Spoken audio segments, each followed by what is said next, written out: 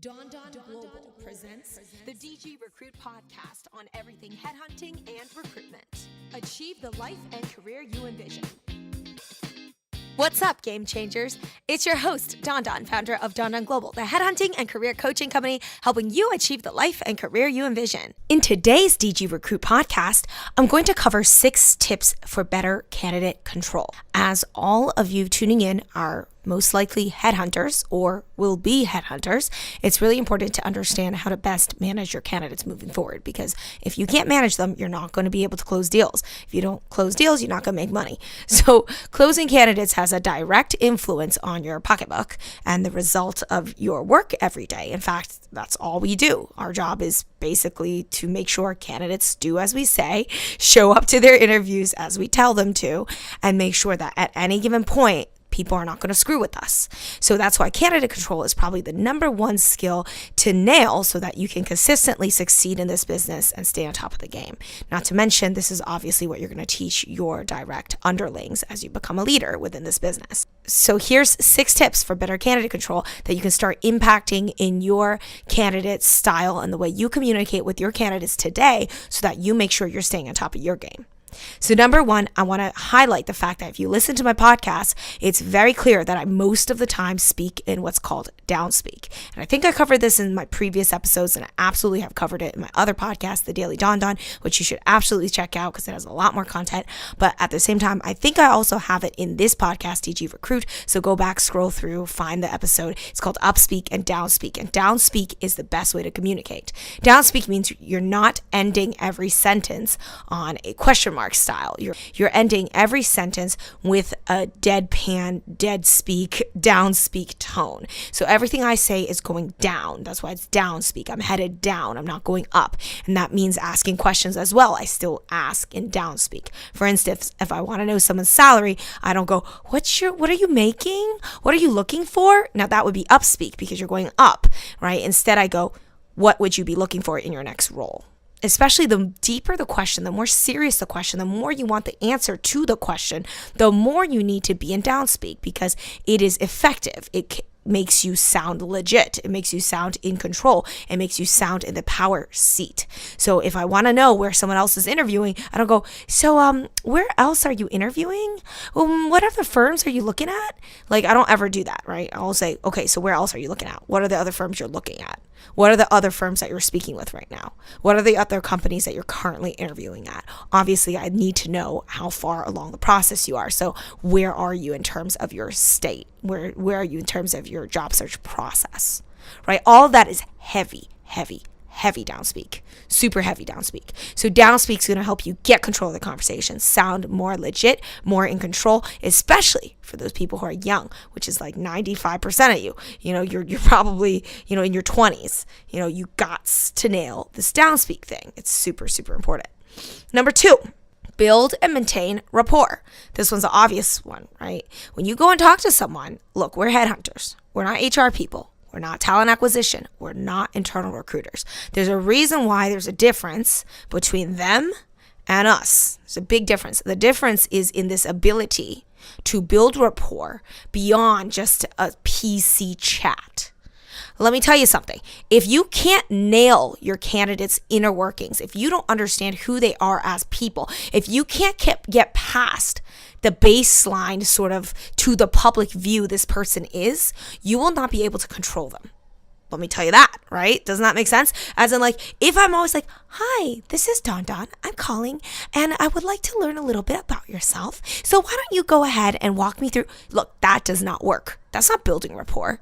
You sound like a drone, like some sort of robot, right? That's not rapport building. Every time someone takes that tone with me, I like to tell them, cut the crap and just be real with me. Just cut the crap and be real with me. Like, I don't need to hear that tone of voice. I don't need to, that's not how you build rapport, right? Building rapport is like, hey, how's your week? What's up? How's it going? What are you looking at? How are you feeling? Have a personality. Be charismatic. Allow yourself to have a personality. Don't just be like, oh, hi, this is great. I would like to learn more. Thank you for making the time. Now, how is everything go? Okay, look, again, that's not building rapport. That's just going through your question sheet.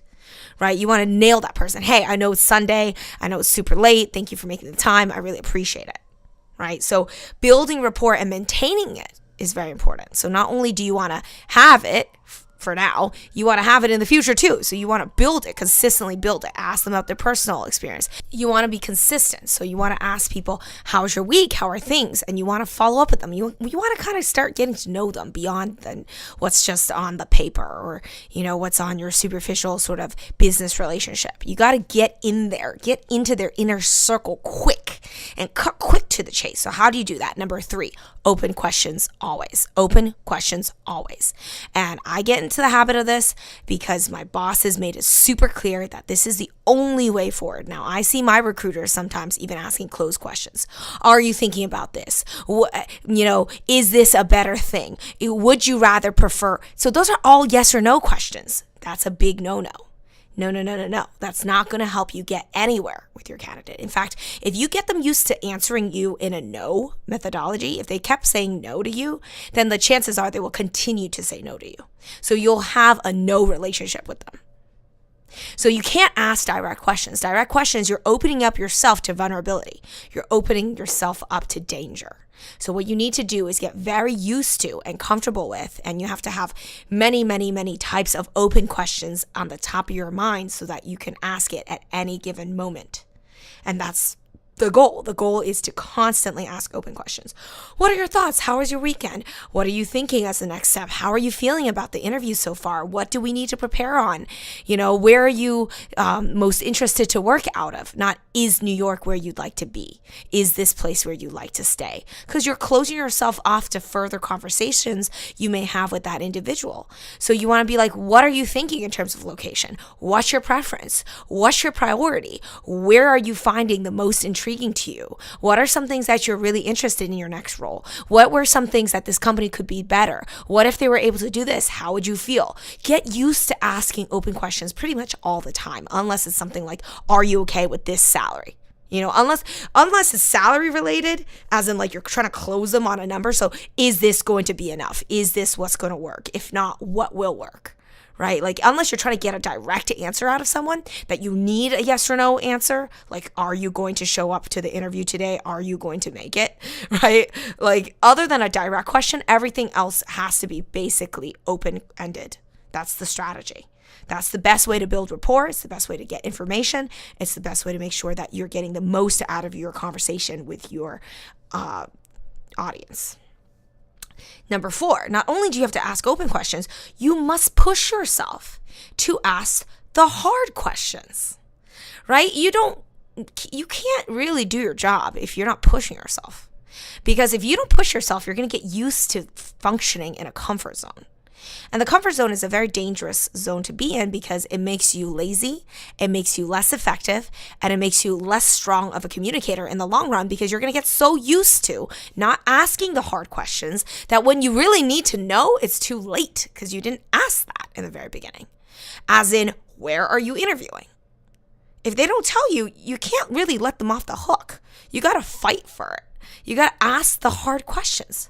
What are you feeling in terms of salary? What are you expecting? I need some sort of guideline. It's going to be very hard for me to work for you if I don't know where your head's at. Like, negotiation is negotiation. It's a totally different topic. What I need to know is, what is your expectation? What are some numbers that will excite you? Well, I don't feel comfortable telling you. Why don't you feel comfortable telling me? Out of curiosity, why wouldn't you tell me this stuff? It's hard for me to do my job without knowing this. So why won't you tell me? You got to put their feet to the fire, hold their feet to the fire. Make sure that they're not messing with you. Where else are you interviewing at? Well, I don't want to tell you. Why don't you want to tell me? Oh, because I'm not comfortable. I don't trust you. Look, it's going to be very hard for me to work with you if I don't know where else you're interviewing at. Trust me. I'm in this market. I know what's happening. If you don't tell me, it's going to make our working relationship that much harder. So I prefer us to be direct and transparent with each other. I prefer to know exactly what your game plan is, and I'll supplement. And you have my word that I won't do anything shady. I'm not in this game to play no games, right? I want to know where you're interviewing at so that I can advise you appropriately as to the best way forward, so that I don't waste your time and I don't waste my time and I don't look stupid and I don't make you look stupid, right? We're on the same team here. I've been doing this business. I've been in this business a bit. I'm not here to mess around. I didn't build my business off of shady behavior. So I understand you talk to other headhunters. They operate the way they do. That's not me.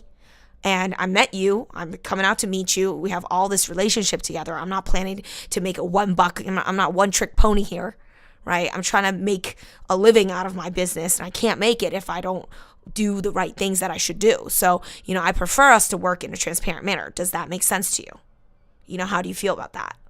I'll do whatever it takes to earn your trust, but I need to know moving forward, because it's going to be very hard for me to work with you if I have no idea what's happening. It's going to make me look dumb. I don't feel comfortable with that. My clients take me very seriously. I'm not about to mess up. You let them know. Ask the hard questions. Talk to them in a manner that you're not their servant, right? Yes, we are serving our candidates all the time. Absolutely. I'm of a servant mentality to my candidates as well. But don't try to mess with me. That's a totally different thing. Don't mess with me. You can help. I can help you. I will love to help you. I will be there for you, but don't mess with me. Don't be like play no games. I'm not trying to play no games. All right. So make sure you ask the hard questions to your candidate and tell them, this is not who I am. If you think I'm here to mess around, you think I'm here to play around, I'm here to waste your time, I got news coming at you. I'm the top producer here. I don't play no games, right? I don't have time for that nonsense. So I need the answers to my questions, or else it's going to be very hard for me to move forward. Okay. So I would love to work with you. You seem wonderful. We're having a great conversation. I would like to continue it. I would love to service you. I'd love to add value to your career. However, I can't do it if you're not going to participate and be a willing participant and be also very transparent with me. I'm not here to be dragged around and be miserable. I'm trying to have fun. I'm trying to do my job and enjoy it. I'm trying to enjoy the people I work with. And that includes you, Mr. or Mrs. Candidate, right? I'm trying to have a good relationship with you. So I would like you to answer my questions directly, and that will make the process so much easier. How does that sound? Stand your ground. Use the downspeak. See, I'm using downspeak this whole podcast today. I really want to make it clear how hard you have to work to maintain control of the conversation. Don't ever let someone ride on your head, because you're in control. Number 5, be diligent and follow up. So this is a problem. A lot of us are very busy people. Yes, we are. And sometimes we get negative feedback. So no matter how much you want to delay it, or perhaps you forgot about it because this person's a no and you forgot about them entirely, make it part of your process to at least write them an email. If they're a no, write them a quick email. Explain why, right? Or if you have time, give them a quick call, because you never know when you're going to need that candidate again. What if you're going to place them next year? What if you found the right job for them next month? Don't be short-sighted.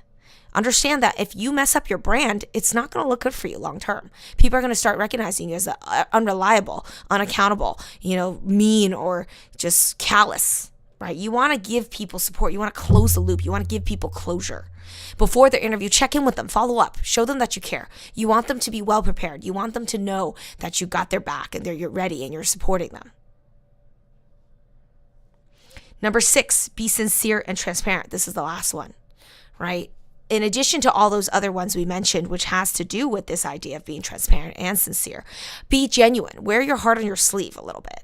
Let your personality shine through, and at the same time, be genuine about your need and your want and your desire to help others, because at the end of the day, that's what we do. We help others. And that's going to make you a better recruiter if you put that into action. You tell your candidates, I'm not here to push you to do anything.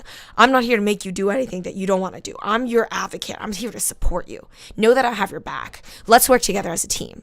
Get on the same page. Be on the same side of the game. It's us versus them. Once you're in that kind of mentality, you can't be stopped, and you will be absolutely in the position to win over other recruiters when it's a me versus them situation and you and me versus others situation. I hope DG Recruit is helping you understand the realities, challenges, and opportunities when it comes to headhunting and recruitment. Whether you're already a top biller or an aspiring headhunter, I'd love to get to know you. Sign up at donnaglobal.com to stay in touch on all aspects of career coaching and headhunting. Connect with me on LinkedIn. I'll see you there. Thanks for tuning in to DG Recruit. This has been a production of Donna Global.